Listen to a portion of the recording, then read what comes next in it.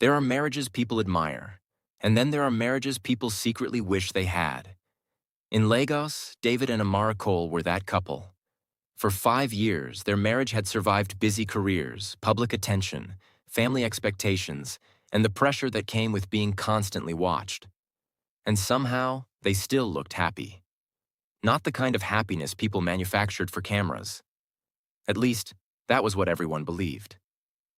David Chukwudi Cole was 35, successful, disciplined, and quietly ambitious.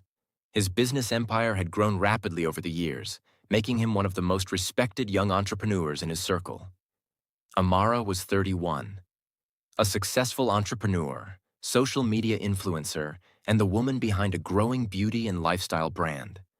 She was confident, stylish, and naturally comfortable in front of a camera.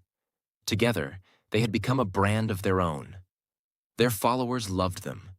Their friends admired them. Their families were proud of them. And the internet had already given them a name: the perfect couple. Their 5th wedding anniversary was supposed to be simple. At least that was what Amara had told David.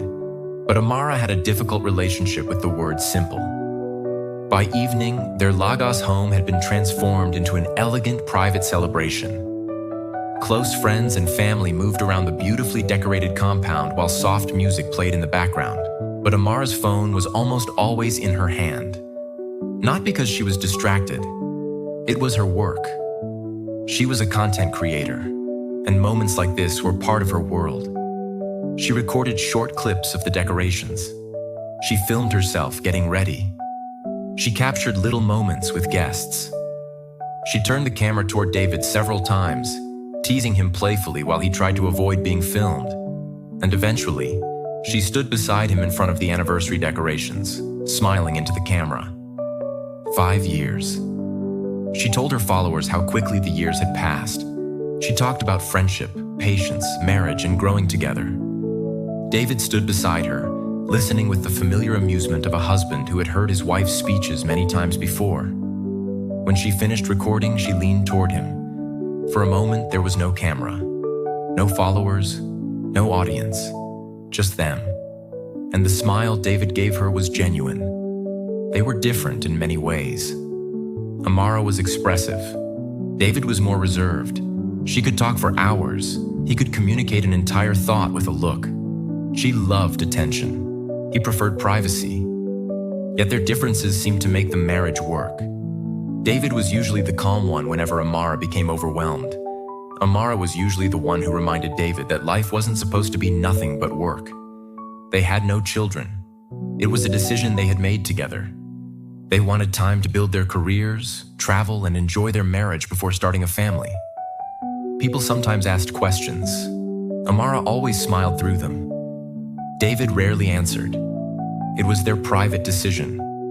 And as far as anyone knew, they were completely comfortable with it. Mike. Among the people at the celebration was Michael Adeyemi. Mike was 36 and had known David long before the money, the business, and the public attention. He was David's closest friend, almost a brother, the kind of person who didn't need an invitation to enter the Cole residence, the kind of person who could sit with David for hours without needing to fill every silence. Amara was comfortable around him too. Mike had been part of their lives for years. There was nothing unusual about his presence. He laughed with Amara, he teased David, and at one point, he stood with them for a group photograph. Just another photograph from another happy evening. Nothing more. Mama Grace, David's mother, Grace Cole, watched the couple from a distance. She was elegant, observant, and not particularly fond of unnecessary displays of emotion. But she loved her son. And despite their occasional differences, she had grown fond of Amara. She watched David place his hand around Amara's waist. Amara rested her head against his shoulder. Mama Grace smiled. For a woman who had seen enough marriages fall apart, she considered her son's marriage one of the few things he had gotten completely right. At least, that was what she believed. Later in the evening, Amara continued recording. She moved through the celebration with her phone, capturing laughter and conversations. She filmed David cutting the anniversary cake. She filmed Mike making jokes. She filmed Mama Grace pretending not to enjoy being on camera. And finally, she turned the camera toward herself and David one more time. They smiled. She kissed him on the cheek. The recording ended. Amara lowered the phone, and almost immediately, it vibrated. She glanced at the screen, an unfamiliar number. She almost ignored it. Then another notification appeared. A message. Amara opened it. Her smile disappeared. Only for a moment. Her eyes remained fixed on the screen. She read the message again. The words were simple, but they made no sense. You were never supposed to find out what happened that night. Amara stopped breathing for a second. Another message appeared. Ask yourself why David never told you about the woman in the photograph.